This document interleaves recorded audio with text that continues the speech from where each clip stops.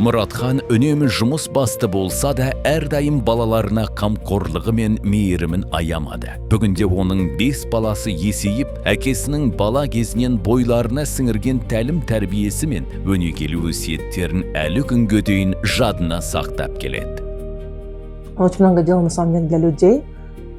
Вот даже есть воспоминания такие, как мы ездили в детдом, да, потому что папа, он на самом деле помогал людям. В медресе мы с папой ездили, вот он показывал эти вот места, где люди, где живут дети, которые нуждаются, да, в поддержке, в любви, в заботе. И самое такое запоминающее для меня почему-то было, знаете, какое событие? То, что вот у папы работал один мужчина, и он заболел раком. И папа помогал его семье, его до сих пор, его сын папе благодарен. Он даже вот нас, детей, взял, я помню, мы ходили к нему домой, пошли. К этому мужчине он уже, можно сказать, был в очень плохом положении. Я помню его таким вот высоким, красивым, да, таким вот он был широкоплечий. А тут был человек совсем другой, да, который уже не ходит, который уже лежит. И это очень сильно повлияло на мое, наверное, тоже, на мое видение вообще жизни. Да, на самом деле очень сильно дает тебе определенную ценность в жизни. Я думаю, вот это все папа хотел показать, но это показывал, знаете, не через нотации, не через какие-то вот фильмы, а через реально вот жизненную картину. Да, папа у нас такой человек, который всегда всем помогает, который всегда думает о других, которому вот, как вот у него душа болит, да, вот за других людей, и всегда он пытается помочь всем, чем может. Я вот там даже вроде бы такие незнакомые, да, вот люди там что-то папе расскажут, какую-нибудь такую трогательную историю про себя, и вот у папы начинается, он начинает там звонить всем там своим друзьям, знакомым, родственникам, подключать кого возможно, чтобы помогли.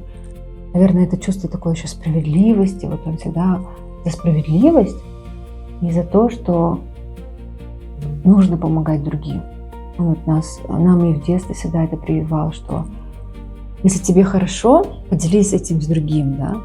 И всегда он приучал относиться ко всем по-равному и особенно помогать слабым. Как отец он очень любящий, в то же время строгий. Всегда с детства хотелось быть похожим на него. Он показывал, каким надо быть человеком, каким целям стремиться. Всегда дает советы, свои рекомендации, говорит. С ним всегда интересно беседовать, потому что он очень начитанный, мудрый человек. Говорит такими стихами, иногда какими-то поговорками, и думаешь, вот классно. И стараешься тоже побольше читать, побольше изучать. Вдохновляться этим. В детстве редко виделся с папой. Он всегда рано вставал на работу, либо на тренировки. Я помню, он мог даже встать в 5 утра, чтобы поехать на велосипеде зимой искупаться в Гореннике. Всегда, когда приезжал за границей домой, мы с папой чаще всего ходили на тренировки, занимались спортом. Он всегда меня подталкивал быть сильнее, лучше. Для меня это было очень большое вдохновление, очень большой стимул. Я хотел достичь таких же высот, может даже его превзойти всегда. С самого детства, я помню, рассказывала своим подругам, что мой папа Iron Man, бизнесмен, музыкант. И я всегда носила звание его дочери как знак отличия, а его глубокую любовь я оценила как трофей. И по сей день это не изменилось. Я говорю о своем папе как о легенде, о человеке, у которого я научилась и продолжаю учиться почти всему, что знаю, о человеке, по стопам которого я иду во всех своих навыках. Писание стихов, игре на гитаре, пение, чего я особо уже не делаю, но часто вспоминаю те времена, когда я садилась ему на колено, У него была гитара в руках, и он играл, а я вместе с ним пела. Все это кажется сейчас намного особеннее, как, и всегда было, когда он каждый день приходил домой с работы и сразу же шел ко мне в комнату, чтобы меня поцеловать. Даже когда я капризничала о том, какие колючие его усы. Это было уже лет 10 назад, но я об этом думаю каждый день. Я прошу у Бога в тишине, времени и сил дать столько мне, что, пройдя дорогою потерь, смог сказать я: дочка, верь. Мұратханның отбасынан мәжбүрлі түрде жырақта жүргеніне 9 жылдан асты. Осы уақыт ішінде балалары есейіп, оқуларын тәмамдап өз жолын тапқан. Осы жылдар аралығында оның 4 немересі дүниеге келді. Олар атасын жақында ғана алғаш рет көрді. Алайда уақыт пен қашықтық еш өзгерте алмаған бір құндылық бар. Ол шексіз сүйіспеншілік пен қайта қауышатын күнге деген берік сенім. Папа, он и сейчас поддерживает. Для меня очень важно получать его благословение, потому что благословение родителей – это как будто у тебя открывается дорога. Я чувствую, как меня вот какая-то вот сила, которая есть в папе, а у него очень такое духа великих людей. Вот я всегда сравниваю его почему-то с Чингисханом. Вот когда я его вижу энергетически именно, да, я вижу в нем такого духа, как у Чингисхана. И вот эта вот поддержка, она меня как будто бы, знаете, толкает вперед. Вот если мама, она дает безусловно, да, любовь, то у папы, у него энергия другая совсем. Это какая-то опора. Ты всегда знаешь, что если я куда-то не туда сверну, то у меня есть папа, на который я могу опереться. Папа поймет. Он очень добрый, очень светлый. Мне все равно, я тебя родил, на свою мечту, на свою мечту, на свою мечту. Звезды, луна поют мне песни вновь про мою судьбу.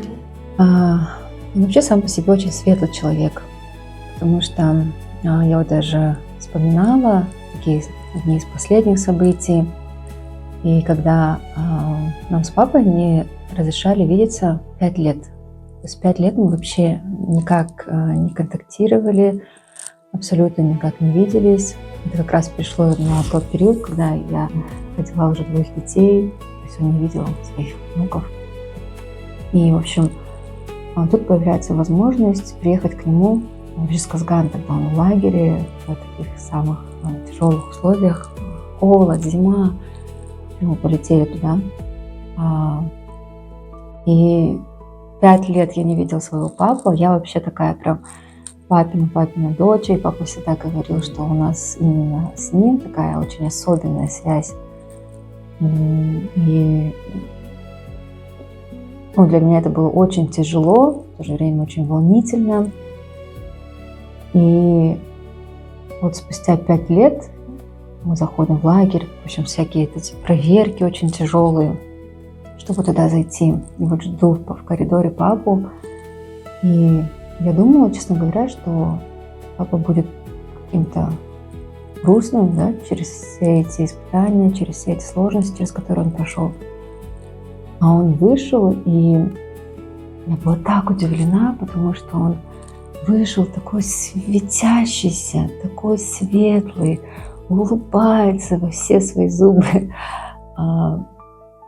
Такой вот от него прям вот этот свет льется. И для меня это было так удивительно, потому что человек, который прошел через такие сложнейшие испытания жизненные, который прошел это все очень достойно и сумел в себе сохранить свою доброту, свой свет, это удивительно.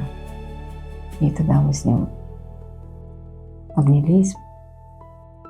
Было очень трогательно. Я, наверное, никогда в жизни так сильно много не плакала. Вот это вот удивительно, то, что человек, несмотря на все трудности, сложности, остается вот несломленным.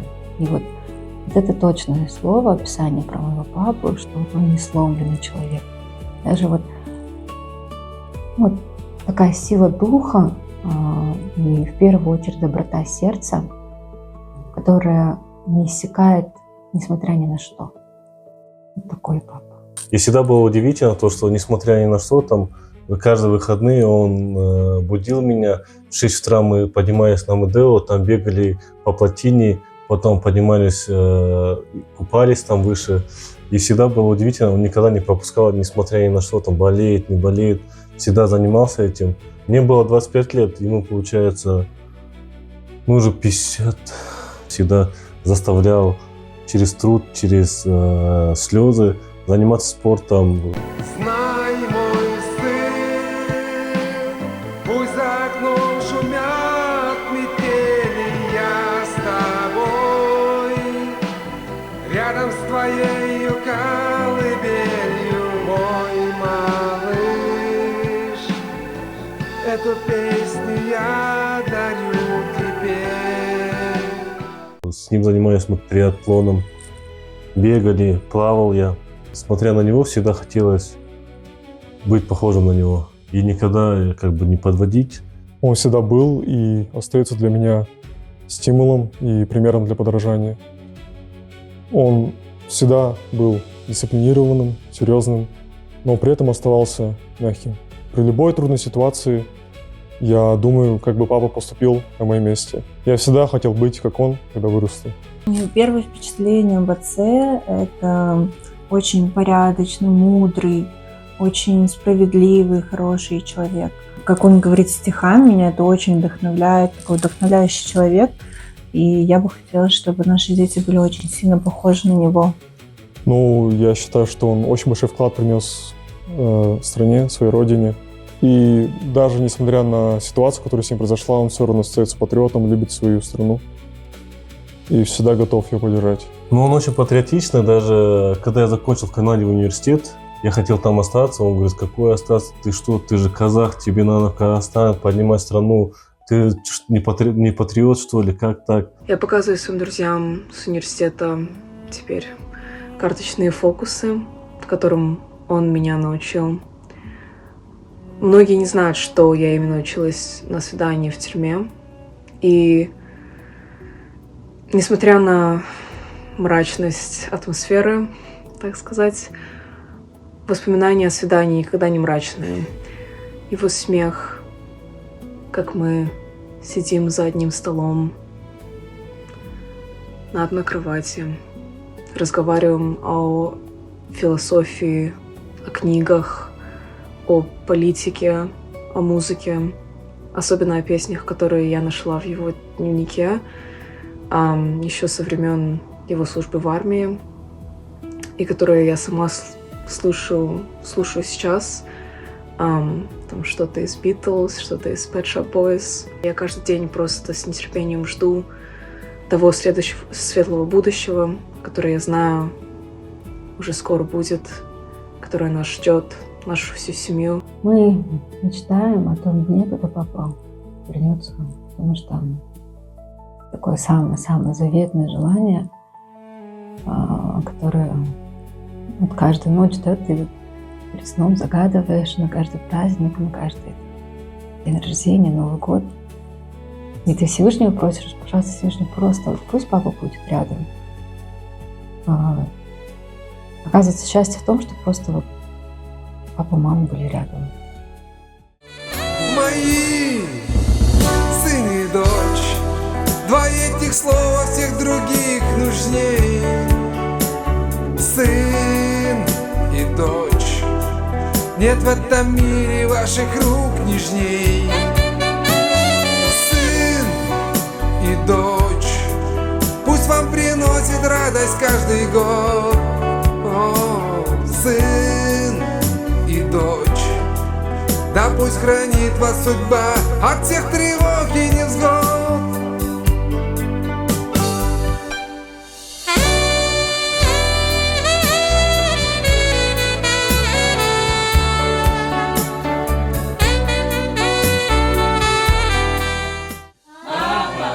тебя ждем.